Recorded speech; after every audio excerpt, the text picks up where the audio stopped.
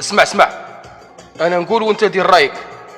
لا تعايبش خلق الله، واللي مبلي واللي غلط قادر يعفو عليه ويبليك نتايا. الدنيا دواره والزمان قلاب.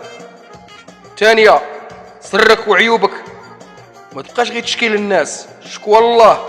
اما العبد ما ذله غدا يتبدل الحال ويعايرك. ونزيدك، اليوم كلها وراه لاهي في همه. ثالثه، ما تكونكش سخاف، حقك ديه ورزق الناس هداه.